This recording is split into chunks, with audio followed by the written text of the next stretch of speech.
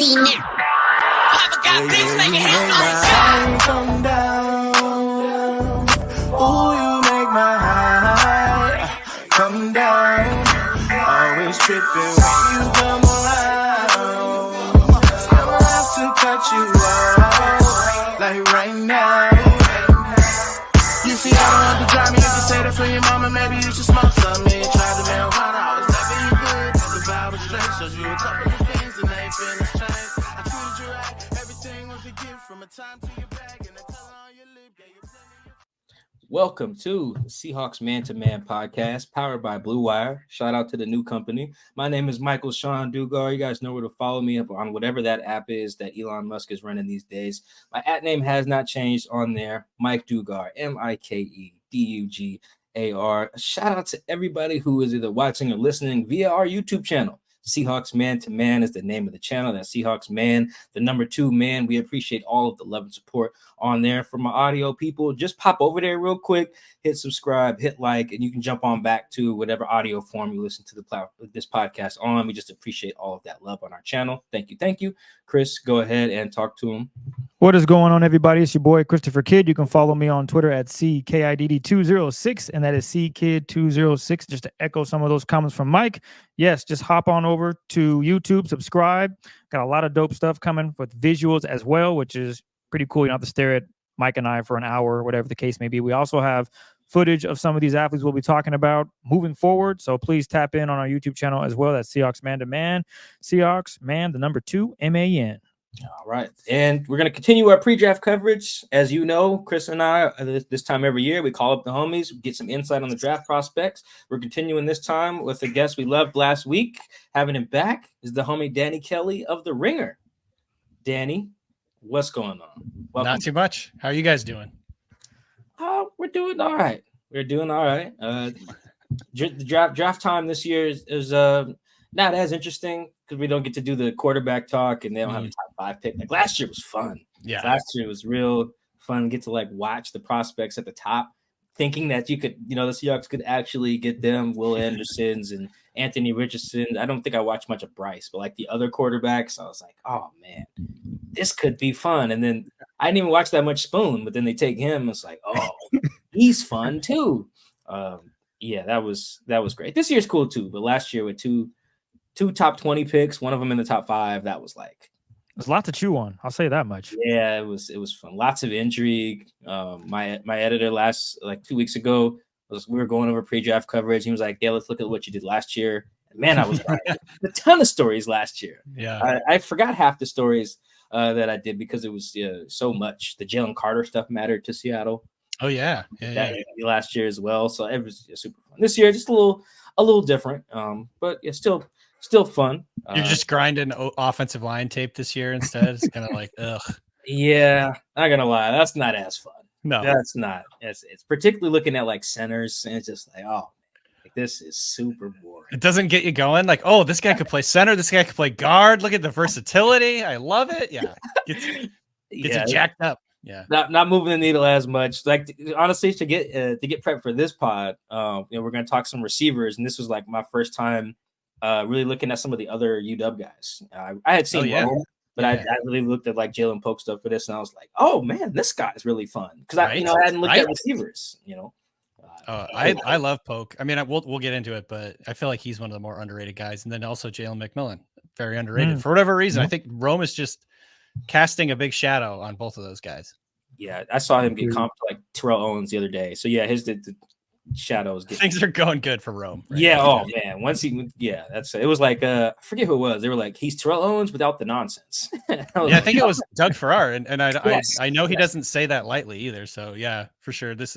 Rome's got all the hype right now. I comped him Devontae Adams, so I can't talk. Yeah. Yeah. See, like that's why the other guys are underrated because Rome's getting comped to Hall of Fame guys. Let's start with this class. Let's just go broad real quick. Yeah, where is this class the strongest, Danny? I mean, obviously it's a big QB class, but past that, tackle is a big one. I think there's a lot of really good depth at receivers. The top group, the top 3 guys: Rome, Neighbors, Marvin Harrison, those guys are very elite. I'd say past that, it's quite a bit of a teardrop in terms of what we're seeing at the receiver position. There's I guess just more variance with what those guys could become, but I think there's a lot of guys that could come in and be, day one starters or day one contributors. So I'd say tackle, receiver, quarterback are the big ones, which I think in the big picture kind of paints a picture. Maybe a couple of years down the line, this is where the offense starts kind of kicking back up again. Cause the last couple of years, the offense has just been really bad. I think a lot of that's related to quarterback and tackle, and honestly, a little bit of receiver. Just, I feel like there's quite a few teams right now in the NFL that don't have very good receiver corps for whatever reason. It seems like there's more receivers than ever. And yet you have the Patriots who have zero good receivers. I don't know what's going on there. So those three positions in particular stand out to me. I think there's a lot of corners that I like. I don't know if there's any big time superstar corners, but there's a lot of really solid guys that I think are going to be big impact players in the NFL. So I would say those four positions in particular are where the strength of this group is. Where would you say that it's not so strong in this upcoming draft? Because I have a couple of positions in my head, and I'm thinking, where's Danny going to roll with this? So what are some of those positions where it's just not as strong as it would have been in past years?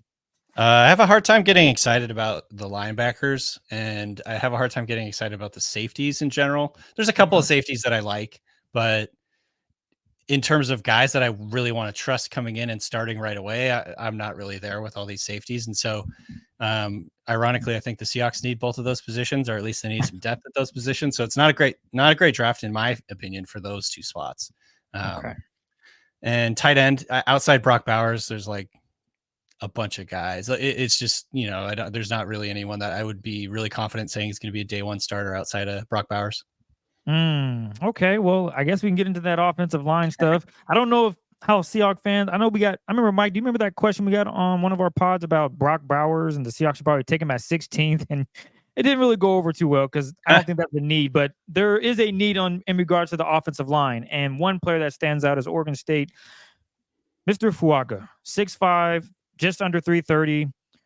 He's from the Washington area, Tacoma, if I'm not mistaken. This guy seems like he could fit in with the Seahawks immediately. Now, Mike and I have had this discussion regarding, okay, would the Seahawks sacrifice 65 picks if he's available? So I'm going to ask you this, Danny. Based on the tape you've seen, all the study you've done, do you think he would be worth waiting 65 picks to get, obviously a third-round selection, which would be 81, if the Seahawks were to take Fuaga with the 16th overall pick in the 2024 NFL draft? That's a great question. I have him right around that spot too. I think I've got him ranked 15th right now. And he's the type of guy who I think there's a chance he could be a guard at the next level, which obviously fits what the Seahawks want to do. He's kind of one of those types. He's an ass kicker, really strong punch, really strong hands, all that stuff. He's going to be impactful in the run game. I think I would be definitely fine if the Seahawks took him. Okay. I don't think it's one of those things where you're not going to get super excited about it. Probably just on draft night, it's going to be like, oh, okay. So yeah, this guy could maybe play guard or tackle for the Seahawks, and then we're waiting around for 48 hours or whatever it is until they pick next time. But that being said, I think he could be a plug and play starter for them and a guy that you can, drop into the offensive line. It's going to be better. He's going to make your offensive line better. So, I guess I'm kind of sitting on the fence there. I probably wouldn't be super excited about it, but I also wouldn't be disappointed if that makes sense. Okay, so in this scenario, how am I going to phrase this? So basically, if you were John Schneider, you'd probably, and he's available, you'd probably just say, screw it, we're getting our offensive line shored up, we're taking this kid, right? I think I would trade back if I was John Schneider. If I'm putting myself in his position, I think there's other guards that I still feel pretty good about, and maybe he plays tackle, but it feels like the Seahawks really more are in the market for like an interior lineman or two. Mm-hmm. And so if it's me, and I have him and Fautanu from UW pretty close ranked, both of those guys, again, I think I'd be excited or it'd be fine if they took them. But I think with the context of what the Seahawks don't have, which is a lot of picks, and what they need, which is interior lineman, I think 16 is a little bit rich for that spot. So I prefer they probably trade back, pick up maybe a second rounder, an extra third rounder, or whatever it may be, and have a few more darts to throw at the board, just because they have needs at multiple spots here. And I think there's a pretty good group of players in the second and third round, I think that could come in and be starters for you. So I would probably choose trade back. Okay, I feel that. I understand. That's fair. The next guy we're looking at would be guard Duke. Out of Duke, Graham Barton, screwing up that name. He's also a big dude. Could he play some center by any chance? Because I know that's one area that the Seahawks are like, yeah, we actually need a center. You know, Olu, he's still a project. They bring in another guy. He's okay, I guess. So in this scenario, could Graham come in and play center, or is he strictly a guard and potentially a tackle as well? What do you see about his game that stands out? I think he could definitely play center. He played center as a freshman for Duke, and so he's got experience there. It's not like it would be the first time he's snapping the football or, you know, playing at that spot. I think, honestly, this is one of the guys you keep hearing about more and more. It's almost going to be a surprise if he's there at 16. I know, because like a lot of people thought for, you know, I'd say the last like 2 months or so, this is probably a late first round type player.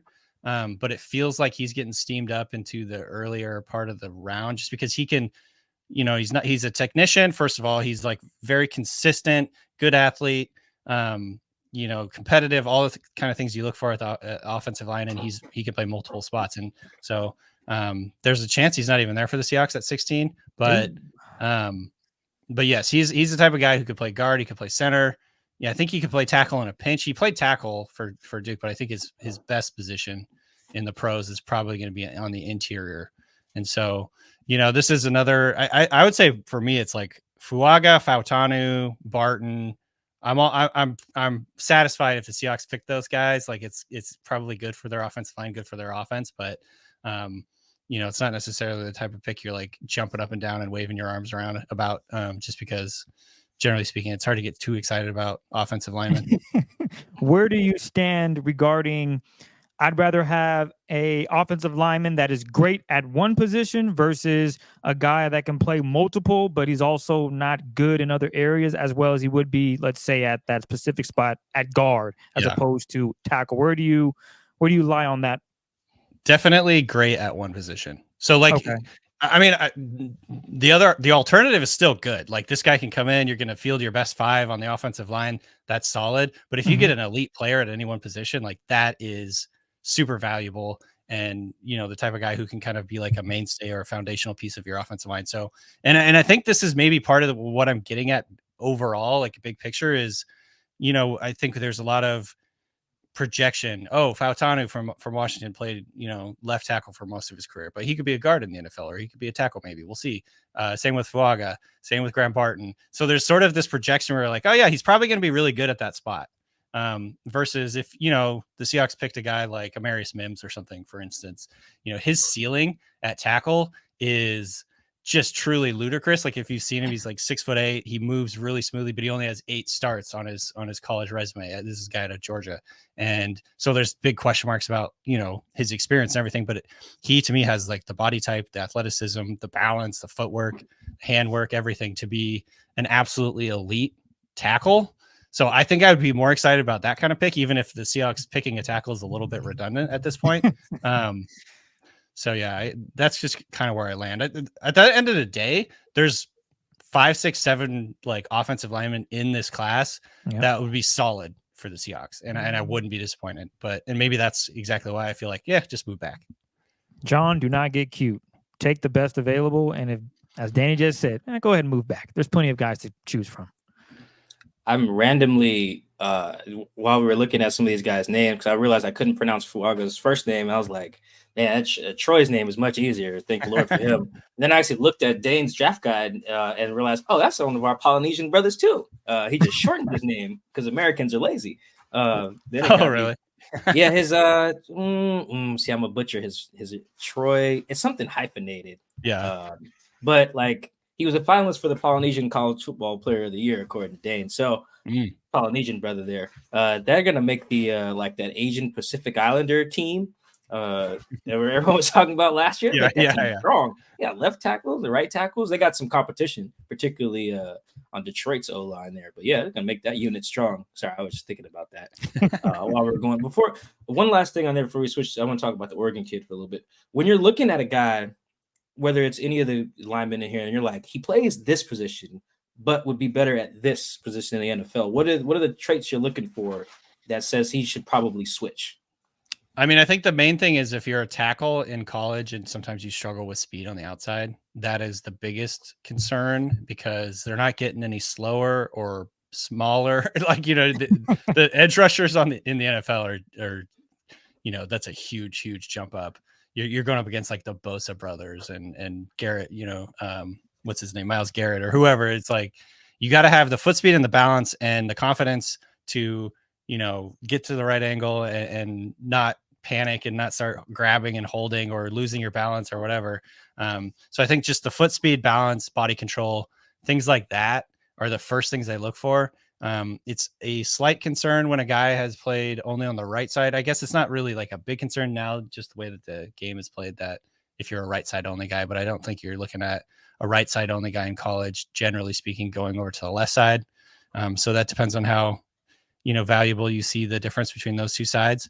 And then, body type is another big thing. Obviously, if you're kind of shorter with shorter arms, I think that's one of Graham Barton's issues is he doesn't have like super long arms. So that's why I think a lot of people see him going inside at the next level. Because you got to have those long arms to keep guys off your body, to be able to position yourself and lock in and all that stuff. It's generally speaking, if you're under 33 inches arm length, it could be a problem for teams looking at that. And so just stuff like that. Let me see what are Barton's arms. Barton's arms are 32 and 7/8, so just under 33. So obviously I think some teams may look at that and that's a concern. You want to have like 34 inches. There's some guys in this class who have like 36-inch arms. So just like these freakishly long condor wingspan type arms. That obviously helps you just get a hold of the pass rushers quicker, slow them down, control them in your rush, punch and reset and everything. So those are the types of things that are super important. So with like Fautanu and then Fuaga, is it the foot speed thing that's like maybe why you think some people project them to be guards or something else? I think for Fuaga the foot speed, I think he's got good light feet, but I just don't know for sure if it's like he's able to really, really handle speed on the edge as much as I actually like Fautanu. I think he could be a tackle. I think he could be a left tackle. I think he has incredible feet. One of the easiest, lightest movers. We saw this at the combine. Like when you watch his his workouts that they were doing at the combine, he was just floating. He's really athletic, really soft, like movement, just really easy movement skills.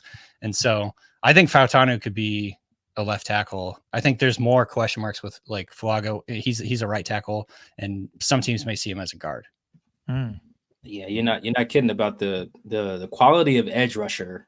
It's probably trying to think if there's a bigger jump from college to pro. I mean, maybe I guess the quality of tackle you face if you are an edge rusher, maybe that jumps up. But yeah, like the quality of guy you see, maybe I guess the quality of guy you see on a week-to-week basis at edge, if you're a tackle. I remember thinking Abe, Lucas, and Charles Cross's rookie year. I remember thinking that because every week it was like, oh, how is Abe going to do against this guy? How is Charles going to do against it? And it was like every week.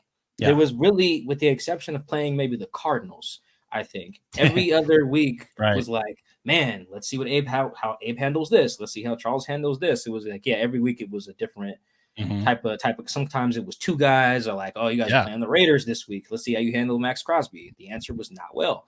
But like, there's just a guy on pretty much every team again except Arizona. Arizona should take a guy. Now I think about this. they definitely need to. I was gonna say like you're absolutely right. Like the jump from college to the pros, that might be like the biggest delta between the two different games in terms of like the quality of pass rusher. Also, I don't think that we've seen a bigger delta in terms of athleticism between offensive tackle and pass rusher as we see now. Like if you're a really good, explosive, springy, huge athlete, like you're going to play pass rusher probably more often than offensive tackle or whatever. It just the way that I think players are coming up, different through the ranks or whatever. If you're that type of explosive player, you're going to be pass rusher. So it's tough. It's tough out there to be a left tackle. It's tough to be an offensive lineman in general. And you brought up a perfect example with Myles Garrett. The dude is he can jump Obviously, you saw him dunking the basketball. He looks really weird doing it, but nonetheless, he is just athletic. Yeah. And he's not playing no offensive line. He's out there dominating offensive linemen, throwing guys around. So, yeah, the disparity there is quite interesting from college to the pros now that I think about it. I mean, if you look at, I can't remember off the top of my head what Myles Garrett ran, but I mean, this is like, here, hold on. I'm just pulling it up. He ran a 4.64. That would be like unheard of for an offensive lineman. This is at 6'4", 272. And like the Bosa brothers are both incredibly explosive. I'm sure I'm missing a ton of different pass rushers that are dominant, but the difference between explosiveness and power and twitch, I think it's pretty wild. Yeah, and I think even at the top of there's probably other positions like that too. But I think what's interesting about the pass rushers is the median athlete is still pretty freaky. I remember the first time I saw Daryl Taylor do a backflip at practice, and it was just like Daryl Taylor is not like considered like a freaky athlete guy, but like he is though. But just in the context of edge rushers, he's probably closer to the median. I think he was hurt during the pre-draft process, so we don't have like his actual testing numbers. But I'm watching the guy like, he's just walking off the field and just casually does a backflip. I'm like, oh shoot, that's right. Like he is a freaky 6'5", 265-pound athlete who can bend and get that. Like, I think that's what's scary about edge rushers. The average or median guy is super freaky. Where like the average left tackle is like, oh, okay, you're like a decent athlete, I guess. Yeah, they're like, all right. If they break 5 flat on the 40, it's like, ooh, this guy's athletic. I think the other thing that's hard, and this is not changed, this is nothing new, but it's like if how many ever 60 plays a game or whatever. Say there's like 40 passes in a game. If you mess up twice, like you suck. If you give up 2 sacks, if you give up 1 sack a game, you suck. You know what I mean? So these guys have to be incredibly consistent too. It's just such a hard job. I just can't imagine trying to be an offensive tackle. Yeah, when I went around the locker room, I want to say in 2019, asking every player for a story, just like, hey, if you could switch positions, what would it be? And some guys interpret it as like, I want to be the quarterback because I can make money, I'm famous, blah blah blah. And then I'm pretty sure I have to go back and read the story, but like most of the offensive linemen were like, I want to be a D lineman, and then the answer was, I only got to make 1 play a week and I get paid. Exactly. That was it. I was like, I think it might have been like Jermaine Fetty or Dwayne Brown or someone was like, yeah, if I get a sack a game, I'm, filthy stinking rich. This is the Chris Jones rule. It's like Chris Jones kind of takes off the first 3 quarters and then just dominates in the 4th quarter. And he's like making, 30 million or whatever it is. I forget what he made a record number of record contract this offseason. It's like 30 something million a year. So that's it's a good point. Yeah, honestly, if you just get a sack every other game, you're like super good. Yeah. Right. Yeah. It's like 8.5 or something like that. So I definitely felt the lineman when they said that. I was like, yeah, man, your guys' job sucks. Yeah. Like you get paid. Left and right tackles do get paid. So you're not like struggling, but it is very tough. All right, let's stay one more lineman. Let's kind of stay localish, stay in the Pacific Northwest. Tell me a little bit about, let's say the Seahawks trade back maybe. And they're like, all right, we traded back with the Packers. We're at pick 25 now. We picked up like a second or something. I think the Packers have 2. They do that. And John, he runs in. He's like, Danny, I'm about to take Jackson Powers-Johnson from Oregon, man. And he says, Danny, what do you think about that? Hey, what's your response? I like it. I'm into it. I think, he's an interesting center prospect because he's a little bit bigger than you typically would see at the center position these days. He's 6'3", 328. And I think a lot of centers around the league are, right on the 300 mark, just based on kind of the ways that the things that you have to do at the position in terms of like, reaching and sealing, and you have to be pretty light footed to be able to do that, move around. I think he kind of can do that, but he also brings a little bit more weight, a little bit more power. He also is a guy that could probably play guard, whether they want him at guard or at center. It just kind of depends on what they want. He did play guard at Oregon a little bit, so he has some experience there. But he's just big, strapping, strong dude, like pretty big wingspan, and plays with a little bit of power. And he's got that versatility. So he's another guy. He's hard to figure out because I've heard lately that he might be going a little bit later than people are thinking. Like he could be more of a second rounder because I think a lot of people see him as sort of a late first rounder. So I don't know exactly what his his stock is, but I think he'd be another guy that'd just be a solid addition to the offensive line. I liked him. He played really well at the Senior Bowl. He's built like a square. You can see on the video here. He's just like a square block in the middle of the offensive line. I read the guide. You said SpongeBob, right? Yeah, he looks like SpongeBob. I mean, he looks like he's got a sponge under his jersey. So it's hard to run around him, hard to run through him because he's just square. I think I've made the joke or the point a few times now, but I will continue to do it. Like seeing Aaron Donald highlight footage since he's retired. Yeah. And most of it, like a good 40% of his highlights are him plowing through Seahawks interior offensive linemen. I know. So when you say things like it's hard to run through them or run around them, it's like, yes, let's get that. Let's get that in here. 100%. He's kind of one of those guys who sometimes it's not pretty, but he just gets the block done kind of player, which I think you really start to appreciate. Even if he sort of loses a step at the snap, he can kind of like save it by pushing the guy past the pocket or whatever. It's not a total disaster. And I think that's like an important thing for a lot of offensive linemen. Of course, the Seahawks need interior linemen. There's a big question mark at center, question marks at guard. So he makes a ton of sense for them, I think. Before we are going to talk receivers here, as I mentioned earlier, but this got me thinking about how he said people might view him as a late, like an early second, and he might be a guy that you said you'd be cool if the Seahawks like, hey, we're taking him late first, which would be totally on brand for the Seahawks to take a guy in the first who people feel like is not of that caliber. But let's say, because John Snyder said something on his radio show, this a few weeks ago, and he said their board is I won't paraphrase here. He's like, we don't necessarily do best player available because we don't do our board for the league. We do our board for the team. Our board is team based.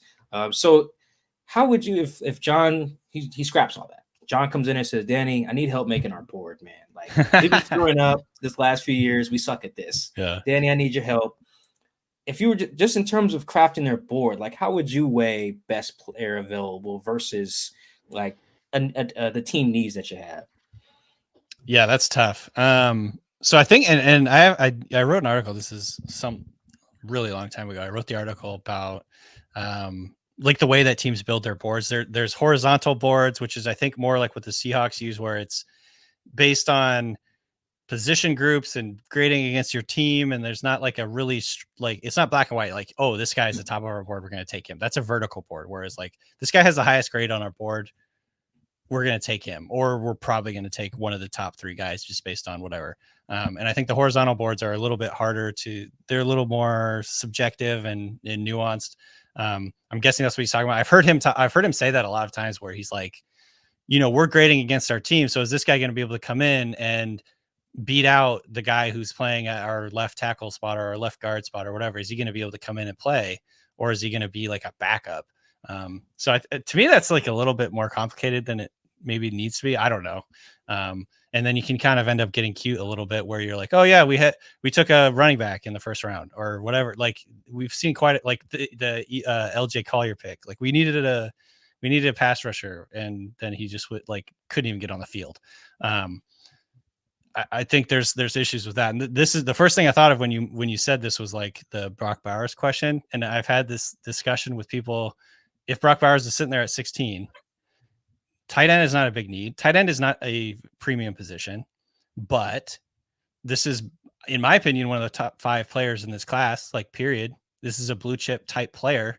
Wouldn't you rather just have a guy that you think, no one knows anything, that you think or you feel very strongly is going to be like an elite player in the NFL or a very good player in the NFL? Wouldn't you rather just have that than try and fill some need that you have? I don't know. To me, that's like a good example of I think the discussion or the philosophy that it goes into, like who you take and that's at the quote unquote top of your board. I think a guy like Bowers, even though that would be redundant with Fant, like I just would rather have a blue chip player than a guy that might fill a need for me, in the short term. Yeah, I think it makes the standard higher if you are going to take a non-need. I guess like you would need him to be like, all right, we're taking Brock Bowers at 16 because we think he's George Kittle. Right.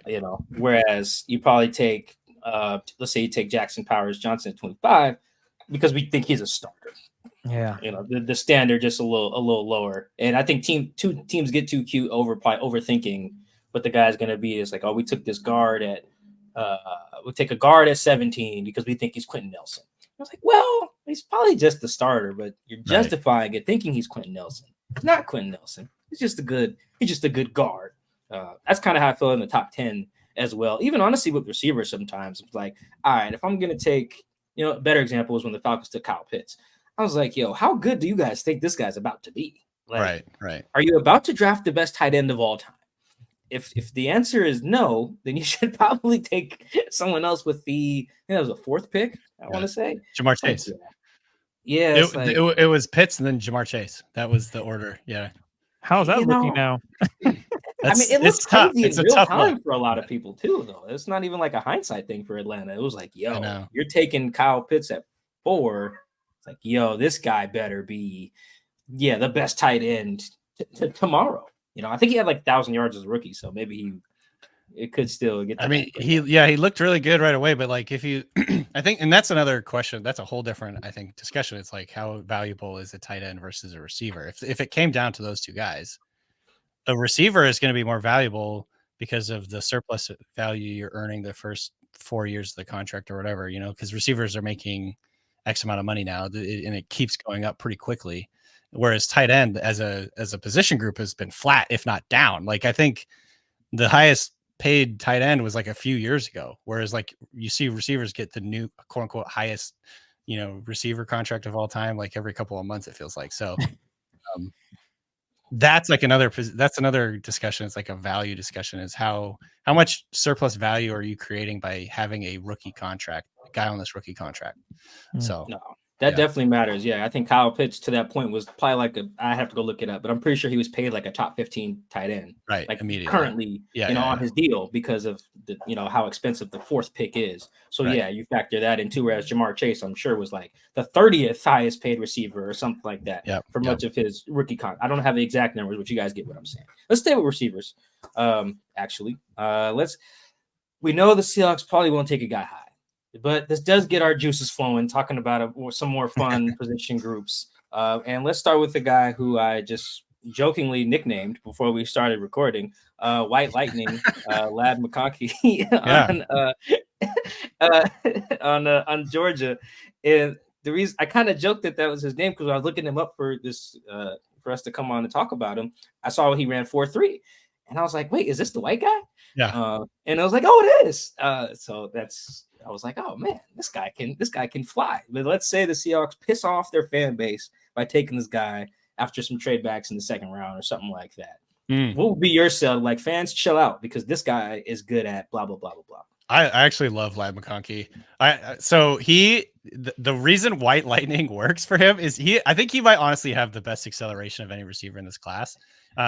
Maybe other than like Malik Neighbors. Malik Neighbors is on a whole other level, but just short area quickness, burst, acceleration, his ability to start, stop, and get to top speed is really special. And I think that helps in route running. That helps in yards after the catch. He doesn't have, I would say his catch radius is like maybe the one big concern I have, but other than that, like, man, this guy played outside most of his time at Georgia. It's not like he's just a classic white slot receiver. Obviously extremely athletic, competitive guy. So I would be super excited, honestly, if the Seahawks drafted him. I think he can play both inside and outside. I want to say I comped him to Doug Baldwin. So, that obviously would make a little bit of sense. I think Doug Baldwin had a bigger catch radius than McConkey, but McConkey is more athletic. So I don't know, man. He's a type of guy who could give them a little bit. I think he could give them what they wanted when Dwayne Eskridge was the draft pick, which is like a little bit more like short and intermediate, yards after the catch, create on your own, get open early. I think that's kind of the one thing missing from their offense. They got DK Metcalf, who is obviously a freak down the field, and then Lockett, who is silky smooth, really good, dangerous down the field, but he's not giving you much in yards after the catch. Like, he falls down immedidately. Anytime he's like a fainting goat. Like, he sees somebody, he's down. Mike talks about that every week. Man, he just falls. He don't get no yards. Yeah. So, if you go watch, I kind of went in kind of skeptical because I'm like, this guy's name is Ladd McConkey. Like, come on, what is that name? And everybody's talking about him like he's the next great thing. But honestly, I really love him. He's great. I think he's going to be a really good pro. I think he could be, Yeah, like a Doug Baldwin type. He kind of reminds me a little bit, and this is not to say that he's only a slot receiver, but he kind of reminds me of Amon-Ra St. Brown, where the acceleration, the yards after the catch, like give it to him, let him create a little bit on his own. That's the type of player he is. Do you see him in the second round lasting that long, or is he a first round pick? I think he has a talent to be a first round pick. There is a chance he falls just because he was hurt a couple times in college, and I think that always can hurt your evaluation a little bit or hurt your value. And like I said, he doesn't have like a huge catch radius, so he's not like a type of player you're gonna throw it up and let him go get it. He's more of a technician route runner type guy, so he could be more of an early second rounder. But also it just would not surprise me if he went in the first either. Late first. There's a couple receiver traits that even if you're not like good at some other stuff, you can get me to fall in love with you. Acceleration is one, and then like catch point stuff. Guys who are really good. Like I'm like a big wow, his name is blanking me. George Pickens. Sorry. Yeah. I'm like a big George Pickens guy because it's like I don't really care what other skills he does. Like every year he's gonna have like be in the running for catch of the year. You know, even if he only has like 800 or 900 yards that season, you look at like the 10 best catches of the NFL season, George Pickens is going to be in there pretty much every year on 100%. Some like bad throw from his quarterback because he's got it. Pickens is going to end his career with the most like Sports Center worthy highlight catches that he landed out of bounds like in his career. He has like one a game where he reaches up and like scoops it, backhands it. He's like one-handed. He's getting draped, like defense is draped all over him, but then he doesn't quite get his heel in. You know what I mean? And so it doesn't count. He has a million of those. But yeah, I love Pickens too. He's another guy that great acceleration. So yeah, but I mean, I would not be sad if they got McConkey. I love McConkey. Yeah, though I bring up that second skill that I tend to fall in love with because it kind of pertains to our next guy, receiver, we're going to talk about, who I do think is probably more realistic for the Seahawks in terms of like where they could get him, especially if they do some trading back and end up with a bunch of picks anywhere from 70 to like 105. Is Jaylen Polk from Washington. I know you're a big Polk guy. Why is that? He just does everything well. He's a competent player. You know what I mean? He's the prototypical guy that I just trust. If you need him get open, he gets open, he catches everything, he runs after catch, he has a huge catch radius, he makes tough combat catches where he's like getting hit and he still squeezes it and comes down, he lands, like survives the ground, all that stuff. I just think he has a really balanced, strong, good skill set to be like a solid number 2. I don't know if he's never going to be like a number 1 superstar type player, a super high volume type receiver, but I comped him to Jacoby Myers, which maybe is not gonna get people excited, but like I just, he's a good player. Another guy I've seen comp to is Robert Woods, and I think that one works really well. Just a good player, guy who's gonna, be a quarterback's best friend. Again, like makes the tough catches in traffic, squeezes the football, run after catch. There's just a lot to like there. He just doesn't have overwhelming physical skills, if that makes sense. He's not like a super explosive guy. Yeah, because what did he run? 4.5, 4.5. Yeah, which is fine. I mean, that's a totally fine number for a receiver. Obviously, it doesn't get you super excited at this time of year, but there's been a lot of really, really good receivers in the NFL who ran 4.5s. Yeah, and he's one of those guys, like you said, when the ball gets there, he can go get it. Yeah, and in the NFL, I like that because of how tight. Like you watch some of these guys' highlights when they get drafted, and I'm just I don't know if it's skeptic or cynic in me. I just sit there sometimes on draft night, like that dude will never be as wide open as like he is in these clips. Like Tyler Lockett's, in terms of like specific Seahawks, you look at Tyler Lockett's Kansas State film, and he is just embarrassing these Big 12 defensive backs. And it's like he'll never be as open. And he gets open in the NFL, but just like there's no way in the world he will ever be as open as he is in some of these clips. But Tyler, good for him, is like also good at the catch point as well. Like because that's probably why I like that skill so much. It's like I know it's gonna be tight windows. If you can just go up and get that thing. Oh yeah. I can work with that. I was a big Drake London guy for that same reason as well. I was like, I don't really care how fast he is. Like you're not just gonna run by people in the NFL. Sometimes you can, but you need like freak of nature speed to do that for the most part. Whereas like if you just get it when the guy's draped on you, sign me up for that. Yeah, I totally agree.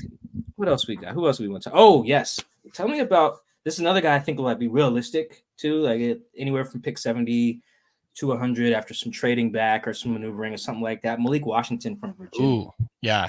This guy is one of my favorite sleepers in this class. I think he'll probably be a late day 3, maybe possibly early day 4. Or sorry, late day 2, early day 3, 3rd round, 4th round. And I think the one thing holding him back is he's small. He's 5'8", 5'9", 191. So he's not a big player, but I should say he's not a tall player, but he is pretty thick. He's 5'9", 191. So he's built really well. He's one of those guys, short, not small. And this is one of the best yards after the catch creator, tackle breaking receivers in college football this year. I want to say like him and Malik Neighbors were the 2 top guys in terms of yards after the catch and broken tackles per catch. And so he actually led the country in catches this year, 110 catches, 1,400 yards. So the production is obviously there. He had played 4 years prior at Northwestern without posting anything big, but we've seen Northwestern's offense play. It's not great. And as soon as he went to an offense that gave him a little bit of an opportunity, he absolutely blew it up. This is a guy who also, by the way, won a national title in the 4x100 meter relay in high school. So there we go. Yes, he's sir. got some speed. He's got some speed. He jumped 42.5 inches in the vertical at the combine. So this is like Nate Robinson playing receiver or something. Oh my goodness. I think he's really good. And the thing to me that really stands out the most is he has the strongest hands of anybody I watched in this class. He is the guy who was dominating at the catch point. He plays mostly slot. He's going to be a slot receiver in the next level, but he was really good where he's going over the middle. He's catching the ball. There's 3 guys around him trying to hit him and trying to go through him to get to the football. He comes down with the football way more often than not. He has really strong hands. He has a good feel for just holding guys kind of away from the catch point. It's the opposite. You see a lot of guys just wait for the football to get there, and then so a defender will kind of come through him and knock the ball away, and it's an incompletion. It doesn't happen very often with him. He's very good at positioning himself, and he's rock solid, 190 pounds at 5'9", so he's not like a small guy. So he's one of my favorite, I'd say, day 2, day 3 guys, just based on his skill set, his hands, his yards after the catch. He had a bunch of broken tackles. He kind of reminds me of Golden Tate. I think there's shades of Golden Tate there. I think Tate was probably a little bit more complete of a receiver than Malik Washington is, but stylistically they're similar in terms of get the ball in space and let him go do work. Yeah, he is. And this is more just of an observation before I toss it to Chris. But like when I was watching him, I was like, oh, wait, this is what they wanted D. Eskridge to be. Right? Mm-hmm. Pretty much. I had that exact thought. I'm almost mad that I said it already because I had that exact thought where it's like, this is what they thought D. Eskridge was going to be. Guy that they can get him in space, short and intermediate area, quick hit stuff, really strong hands. I don't know. I honestly, like, I'd love to pick your brain about D. Eskridge sometime. Like, what happened there? Like, what do we, what happened that this second rounder can't even really get on the field at this point? But yeah, if they're looking for that type of player, I know the Seahawks are interested in Malachi Corley, who is in the same ilk of Malik Washington in terms of like a slot receiver, yards after the catch. I think Malik Washington's better than Corley. But I think right now it's projected that Corley will go like 2 rounds earlier. So that's going to be interesting to see how that all goes. But yeah, I think the Seahawks are still looking for that type of guy. Another player that came to mind, Danny, you let me know if I'm off the moon rocks or not. That would be Tank Dell with the Texans. Just what he was able to do in the slot position. He was all over the place. I mean, unfortunately, he got hurt. But I also, with Malik, I'm starting to see that. Am I barking up the right tree? I mean, I think from the point of view of a short, so there's some parallels there. They're both shorter, smaller receivers who had outstanding production in their final year in college. They're both, I believe they were both fifth year seniors. So there are some parallels though. The one difference is Tank played outside a lot. Whereas Malik Washington, I think, is mainly slot. And so, but that's the big difference. But I think overall, the fact that guys like Tank and we saw Tutu Atwell do it for a little while for the Rams last year, like these smaller, super skinny guys, Devontae, what's his face from the Eagles, whose name I'm blanking on. Devontae Smith. Yeah. Devontae Smith. Yeah. And, these smaller, skinnier guys that I think maybe wouldn't have worked so much in the NFL, 10 years ago or 15 years ago. This is more of a space game. It's more of a yards after catch game. Everybody's playing too high stuff, so it's like dump the ball off and get some yards. I think these guys have much bigger role in the NFL than they used to, and they can play. The rules are geared so you can't take their head off over the middle of the field quite as much. So yeah, I can see that there's definitely some parallels there, other than I think where they line up on the field. Okay. I guess we switch to the defensive side of the ball. We talked about wide receivers. Let's go defense. Look at some of the cornerbacks. This will probably have people wondering, why would the Seahawks take another corner? Their room is pretty solid. But in this case, Danny, the Seahawks do take a corner. Who would that corner be? Who is someone that you would say this guy will fit in? He's great. The film says it all. I think I'm starting to get my hopes up that Terrion Arnold, the corner out of Alabama, is going to be there at 16. He's the type of player who, it's the same conversation we were having about like Brock Bowers. Not necessarily a big need, but if a blue chip or close to it comes to you at 16, it's like, just take that really, really good player, and figure out where you're going to put him and figure out where the other guys are going to go.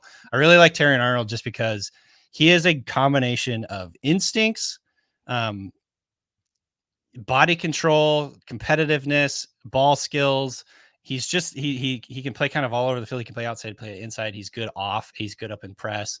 He just is kind of a complete package. I think the one thing that his hype has cooled off a little bit over the last couple of months, he ran like a 4.5, which is not super great for the cornerback position. It's not like a deal breaker, but when you compare, Nate Wiggins ran a 4.3, I think Quinion Mitchell ran a 4.3 something.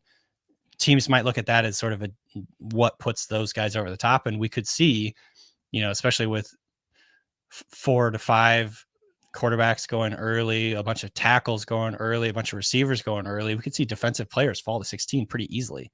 And so, if Terrion Arnold is there at 16, I think they would be interested. Yeah, he did run 4.5. Ooh, that's not great. Sorry, I don't have a question. I was looking at his athletic stuff. Yeah, not great. Had a good 10-yard split though, which is probably I think he had some good agility stuff too, which is probably just as important. I mean, I when I was watching him, I never was like, oh, is he fast enough? Like that didn't stick out to me. I think maybe there is some slight concern of him being able to chase a guy down on vertical routes or something like that. Maybe they play him off a little bit instead of playing press. But I mean, shoot, Richard Sherman ran like a 4.5. Not that we can compare every corner to Richard Sherman, but I think Terrion Arnold, his instincts, his ability to look for the football, I think he has a really savvy knowledge of body positioning in terms of relative to the receivers, using the sideline, all that stuff, patience. There's just a lot of things to like. I know he is the number one corner for a lot of people in this class. And so if he fell, I think that would be a tough decision for John Schneider to make. Yeah, the long speed is like, it matters in certain instances, but you can make up for it, particularly if you're very instinctual. If you know where the ball is going, you can get there before it comes, Right. And if you got good like body type as well, like I can be a half step slower if I have 33-inch arms, right? Stuff like that. So let's see. All right, so Danny, we are a pro Cooper DeJean podcast around here. And it's a polarizing position to take on our part in the land of Seahawks, just because, like Chris alluded to, the Seahawks aren't like in desperate need of defensive backs. But I'm of the belief that, to the Brock Bowers best blue chip potential guy, I think Cooper is that. I think if he's there and you're he's just gonna make our team better when we put him on the field. Yes, sign me up for that. I know you like him as well. Do you like him as what position do you maybe like him at the most? I mean, I think if a team needs him to play corner, he can play corner. I think, obviously that is the premium position, and those are the guys that get paid the most. It's a very, very difficult position because you're on an island. But that being said, a lot of times, and the new normal in the NFL these days is nickel is the new base. Nickel is basically what teams play, I don't know, like 70% of the time, 60-70% of the time. And so having 5 defensive backs out there and guys that you can kind of mix and match, if Cooper DeJean is going to play a little bit of safety, maybe he's going to play as like a big nickel guy. I think the versatility is a big bonus too. In addition to the fact, I think if you want him to, he could just play outside corner. He has the athleticism, he has the size, he has the length. This is one of the bigger, like thicker corners in this group. He's, I think, 6'1", 200 plus pounds. He's a big, strong, physical player. He's one of the best tackling corners in college football. This is not the Pete Carroll era anymore, but I feel like coaches still love guys who can tackle, guys who are physical, tough. Yeah. And so, yeah, I mean, I would be stoked if Cooper DeJean was one of the picks. He's also, I think, got return experience, so he could kind of add that if they wanted to. This is just like a guy who can play immediately on all 4 downs or whatever. Obviously, if you add, special teams in there. So I think he's very, very interesting. I think he's a good player. I didn't really have, it was hard to nitpick stuff. I think like maybe he's a little bit stiff relative to some of these other guys in terms of his ability to change direction, flip his hips and all that stuff. But he has the athleticism to kind of make up for that. So it's not like a big concern for me. Yeah, he's just a freak athlete. There's a lot of white freak athletes in this first round this year. They got Ladd McConkey, Cooper DeJean, Ricky Pearsall, who's jumping like 42 inches, running a 4.4. He's not a first rounder, but a lot of outlier white guys in this class. Let's see. Yeah. Go ahead, Mike. Yeah, he ran 4.4 too.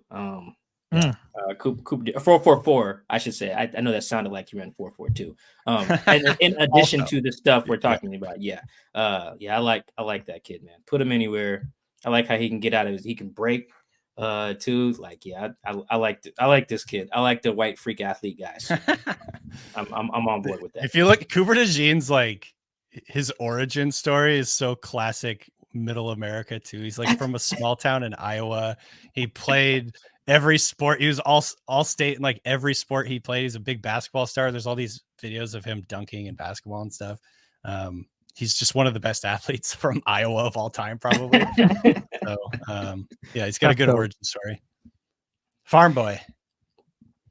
I just read something else cool about him too. I cannot remember. It wasn't that I read it. Yes, when you were mentioning that he can do punt return or return stuff too, I was like, man, this is like, it's like a not full on Honey Badger clone, but like it reminds me of that. It's like I just want him around the ball and I want the ball in his hands. But he plays defense, but I want the ball in his hands. If like I can make that happen, whether that's safety, whether that's nickel, sign me up. There's some other polarizing picks in like Seahawk world, but like that's the one where like every mock I do that has him in it is probably going to get like, Mike, what are you doing? Seahawk fans aren't into that. That's surprising. I feel like his reputation is really strong. He's a really good player. I think it's just the urgent need of O linemen is just, it's not even necessarily that position group. It's just like where it ranks. Whereas like, man, people are just tired of seeing defensive tackles walk back into the quarterback. And you know what? I understand. Thank God Aaron Donald retired, man. Good for him. Good for him to have a great career. See you later. Seahawks. See you, Aaron. Not gonna miss you. No, he was sending some people, both who wear headsets and jerseys in Seattle, to the unemployment line. He was getting he was solely wrecking people's jobs and livelihoods in Seattle for like a decade. I still distinctly remember the moment he was drafted by the Rams. I was just like, oh. I remember being like, this is gonna go terribly. Oh no, they got him. Shoot, because he was one of my favorite players that year, and I was like, oh, I'm ready for a decade of just being mad. And that's exactly what I got. He's just so good. So good. There's 2 corners left I wanted to ask about. These guys seem like more just straight up corners versus like a Swiss Army gadget type guy. I want to read something that's Kool-Aid at Bama and then Nate Wiggins at Clemson. The PBUs relative to how many targets they got was pretty nuts when I was looking at that. I think for Kool-Aid, Dan and his draft guide had it at 7 PBUs and like 39 targets, which is and no interceptions, but like 39 targets is pretty low. That's for like Kool-Aid or for that Wiggins? Was Kool-Aid. That was Kool-Aid. For Wiggins, it was 11 PBUs and 41 targets, which is even more nuts. Like that's pretty. That at that rate, I forget what the leader at like Hawk rate is. That's what Next Gen Stats checks for the NFL. I think 26%. I think is what that Nate Wiggins number would come down to. That would probably lead the league. I'm pretty sure Sauce in his rookie year was at like 25-ish%. Which, when you think about it, 1 every 4 times the ball comes your way, you either catch it or knock it down. Pretty bananas. So for like someone like Nate to get that last year, and I don't think that Kool-Aid number is as high. I think that's under 20%, but still 39 times, man. That means a lot of the times you're out there running around, the ball is just not coming. Right. if I'm John Snyder and let's say they're both on the board, I don't really care where for this exercise. I'm like, Danny, I like Nate, I like Kool-Aid. Help me pick. Like who do I go with here? Well, this sucks. This is a crappy question because I have them 27 and 28 on my draft guide. So like, I really got to choose. I guess I have Nate Wiggins slightly higher. I think the reason I have Wiggins slightly higher is number one, he's 20. He's only 20 years old. So, Oh my goodness. And he ran a 4.28. He's like one of the best athletes in this draft class, period. The problem with him, and the reason I'm not super sure on him, is he's 173 pounds. He's 6'1", 173. So he's very skinny. Oof. And obviously sometimes that can work. Sometimes that can't work in the NFL. And so for the Seahawks in particular, I think I'd lean slightly Kool-Aid McKinstry just because he's a little bit bigger, more physical. That's kind of the thing in his game that I came away with. Like he's almost got a little bit of like the Witherspoon style where he's just got that dog in him kind of style where he's really competitive, talking trash.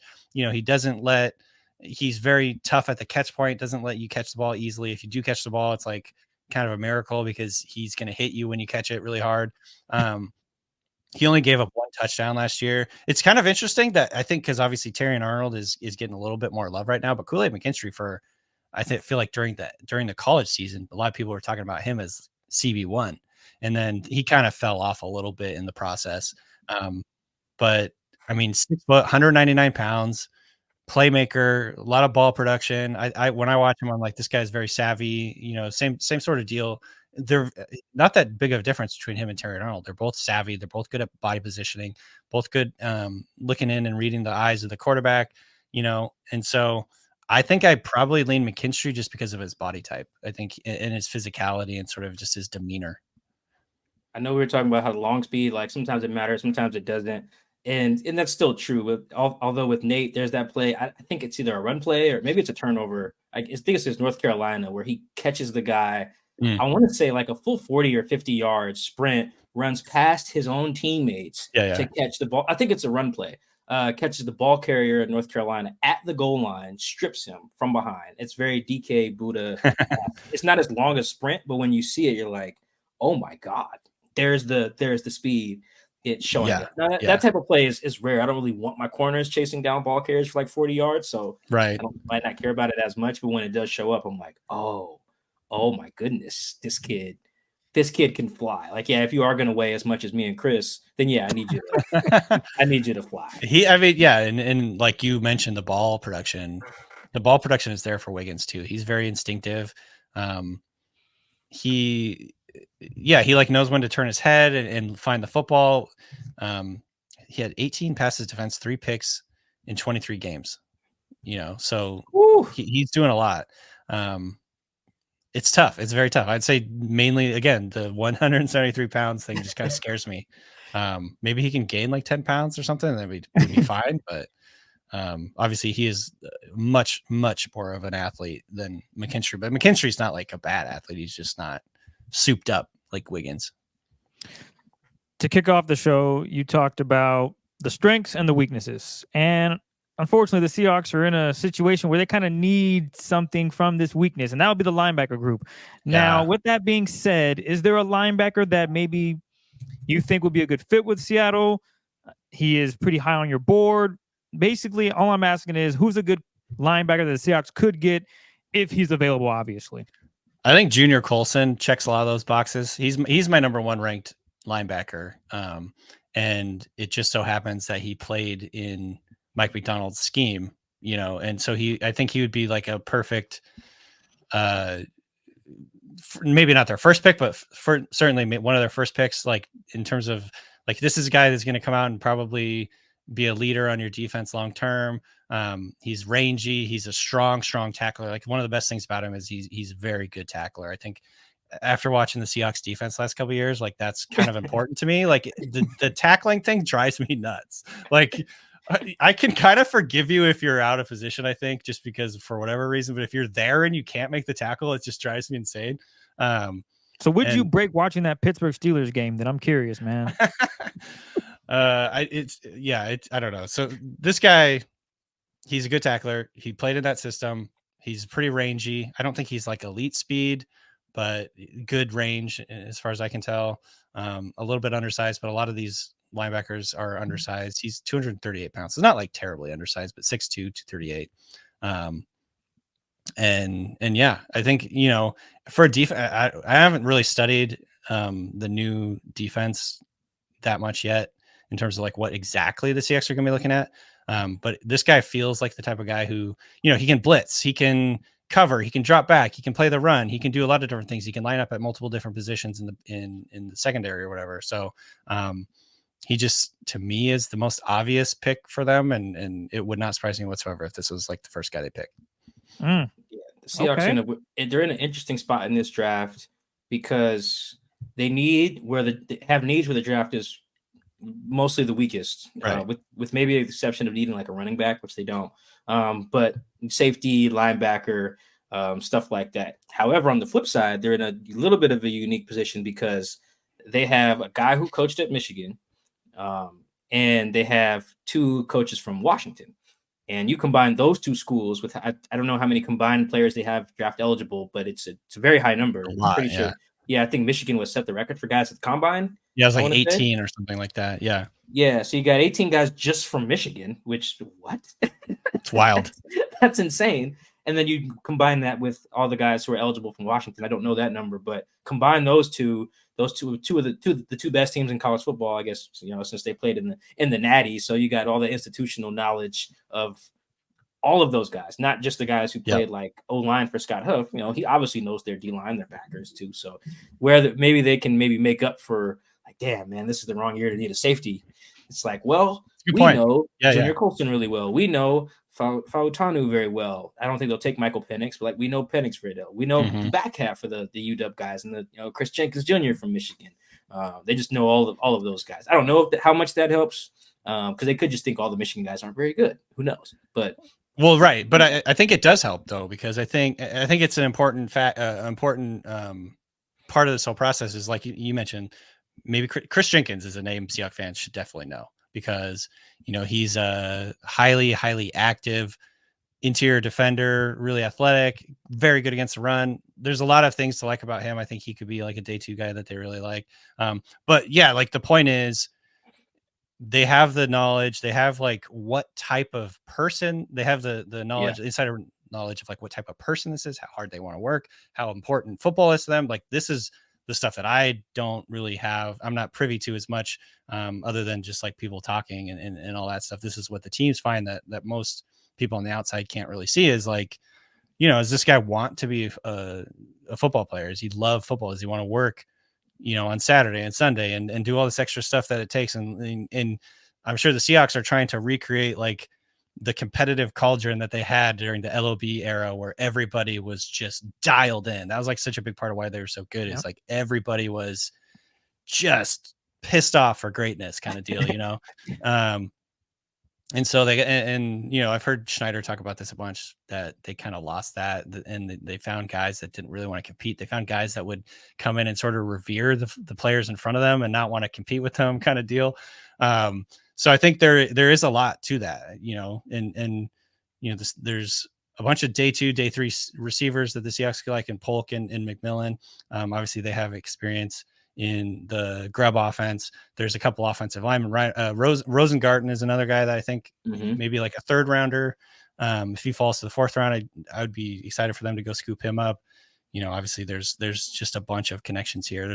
There's a handful of Michigan offensive linemen in this draft.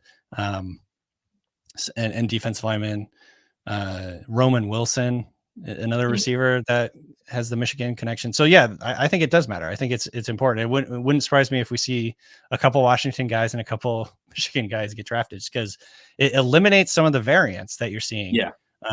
In the draft, that's like a huge part of the draft. So yeah.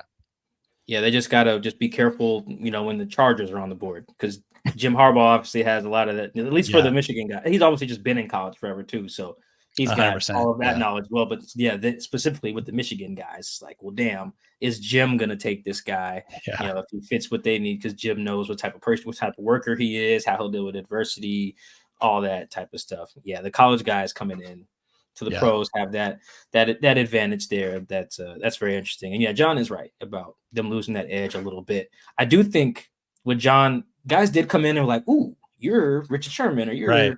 Marshawn Lynch or whatever. And there is something to that. Although John, he's leaving out a part that I think you have to mention both in the same breath, is that it was also much harder to make the team. Yeah. How are you going to, like, okay, maybe they are revering Richard Sherman's, but they're not, who's going to beat out Richard Sherman for his job? You know, like exactly. They weren't acquiring, like, even if you were a safety and you got drafted in 2014 by the Seahawks, right? Like, even if you wanted to kill Earl and Cam, could you beat them out? Probably not. Right. You know, your temperament was only so important at that point. If you weren't, a killer, on the field, you couldn't actually play. You could have really had killer instinct and not revered Doug Baldwin.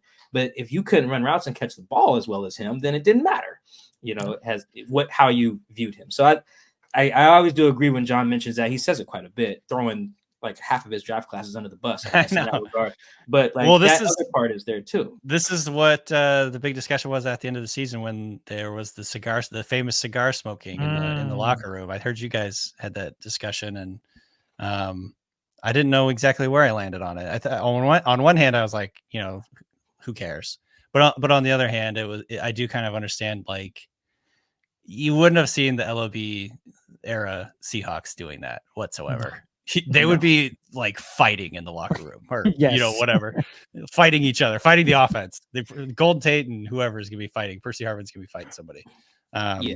So there is something to that. I think maybe that particular example was overblown, but at the same time, you want this locker room, you want this culture where losing is unacceptable. It's the only thing, and I think this is the type of player they're looking for, and maybe haven't been able to recapture that since that. But there's a million variables that go into making the LOB, and that's just one of the variables.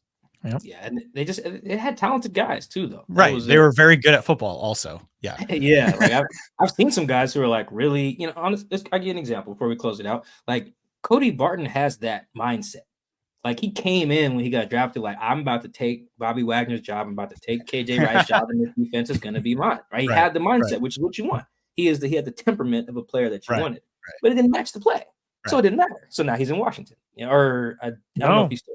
It doesn't matter. He's not here. Yeah. Right. Exactly. Right. Like that is the point too. Like he's probably a good example. Totally. John may not be talking about him when he says that specifically. I think he's talking about more from 2013 to 17 draftees, but like Cody's perfect example. He's a dog. He wants that. He's willing to fight. He's willing to scrap. He don't care who the veterans are. He'll listen to you and take heed to the veteran, but eventually he wants to take your job and play. Right. And it just didn't, and the play didn't match. So like they found some of those dudes, but it just didn't. You got to be able to play. Be able to run and hit and catch. I think this is such a good discussion of just overall how difficult it is to build a roster and how many moving parts there are in building like a quote unquote championship team. And like you said, you have to have, number one, you have to be really, really good. You have to have that competitive drive, the quote unquote, like be a killer on the football field. And it has to fit in with like, oh, do we have a good offense too? Do we have a good coaching staff too? There's just a million moving parts in a football team. And it's just so hard to capture. Truly the LOB, which will go down as one of the greatest defenses ever. Like it was a perfect, the stars aligned in so many different ways for them to get that. And so having that as the standard is tough because this is a legendary all-time defense. Like it's hard to make a legendary all-time defense. It's really hard to do that. And it probably won't happen again, honestly. So it is just one of those things where we always compare to that, but that's like an impossible standard. Yeah, that's definitely tough to find multiple guys who want it as bad as those guys do and can go out there and get it. Right. You can revere Cam all you want, still want to take his job. Yeah. But are you good enough? Can you play the box? And then eliminate seams and and blitz or whatever. You got to be able to do all that stuff as well. But I also don't think that. Also, the temperament might not even matter. That's for some of those guys. Like Tyler Lockett is not like of that LOB ilk, but he's talented as hell. So, and he can play. And I need a name for because nepotism is wrong, but there's something that I think the guys whose dads made the league to some degree, even if they were just like practice squad cameos like Russell Wilson's dad, just the dad made the league boost is like, it matters to me, at least. I don't know how much. I mean, I think it's important because you grow up around the game and you grow up and you're used to the spectacle of it all probably. And you just have a better, I think, I guess you just better able to prepare for that, being in that position. I think if you're in the game, if you're around it all the time growing up, rather than coming in from the outside and being like, oh my God, this is scary as hell. Right. Yeah. Or I guess dad or older, like significantly older big brother or something, or mid the league or uncle. Like I think Ryan Neal's brother, Mike Neal, played for the Packers, and Quandre Diggs' brother is Quentin Jammer. So guys like that too. It's like, yeah. If Big Bro played and got drafted, like you said, there's not much of a spectacle at that point. It's just what your family does. Well, this is a super tangent. Sorry, but like Drake May, his dad was a big time star, football star in college. His brother was like in the Final Four, or like in the national championship game in basketball. Like he has, his whole family has basically been top tier, excelling at the highest level of different sports. And so it's like, to me, that's something I'm like, I think that matters. I think that actually does matter. There's another guy, Ellis, whose first name, I just wrote him up because there's a bunch of Ellises. He's an edge player, Jonah Ellis from Utah, who another guy the Seahawks might be interested in. He has 3 brothers that are currently in the NFL. His dad was like a 13-year veteran in the NFL. It's just like, this is nothing new to him. This is the next logical step. I'm going to the NFL now. Wow. So I think there's something to that. I don't know, like you said, I think a lot of people are like, oh, nepotism, it's so terrible. But also being around the game your whole life does matter. Like Kyle Shanahan, being around the game since he was, he's probably designing plays when he was 6 years old. That kind of does matter. It's something. It's like how you learn. Is he related to Caden Ellis? Yeah. Caden, there's a whole bunch of them. I can't even remember all the brothers' names. Yeah, the reason I know, I covered Caden for a year at Idaho. Yeah. This guy, I think his family might be from Idaho. He has his dad, Luther Ellis, played in the NFL for 10 years, 3 older brothers, Caden, Christian, and Noah, currently in the league. Oh wow! I didn't know there's all these Ellises. Yeah, his in the draft guide for Dane, he's listed as Moscow, Idaho. Yep. Did not know that. I haven't got to dive into the beast yet. I'm gonna do it here pretty soon. But yeah, didn't know that. But yeah, that Ellis family is another good example too. That was a long tangent, but yeah, I do think that matters. It's gonna come up when the Seahawks draft Chris Jenkins Jr. That is. Yes, senior is. His dad was in the pros. His dad was like 370 pounds or something like that. And he's like a monster, 280 or something. So a little bit different, but yeah. Yeah, there's a couple guys who that's something like Pete Carroll's thing was he wants guys to play multiple sports, and I care about that too. But like the dad or uncle or big brother played in the league thing matters to me as well. There's another guy too. We don't got to go through all of them, but yeah, when that comes up, I definitely write it down. I'm like, you'll be able to handle some of this stuff, I think. Really well, mentally and possibly physically as well. Anyway, Chris, do we have anything else before we get Danny, our guest, out of here? Nah, Danny, we thank you for spending an hour and some change with us talking draft. We appreciate it. Your insight is always good. It really helps us when we look at the draft because we learn a lot. So I'm speaking for myself in that regard. But thank you, Danny. I know the draft guide is out. Tell them where they can find that because you have some great stuff in there as well. Yeah, the Ringer NFL Draft Guide is NFL Always tripping when you come Draft Show. I'm about to cut you off like right now.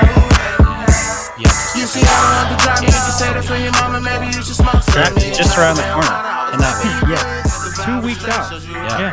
So thank you again, Danny. I will be sure to drop the draft guide in our bio so people can click on it and see what exactly we're talking about with regards to SpongeBob and all your cool comparisons, because that stuff is really cool. That's what makes Danny's draft guide different. He doesn't just grab certain players. You might get a SpongeBob reference, and then he explains why. So, Danny, thanks again for tapping in with us. We appreciate it. We will catch you guys. Oh, no problem, man. We will catch you guys later. Enjoy your week, and we'll talk to you later.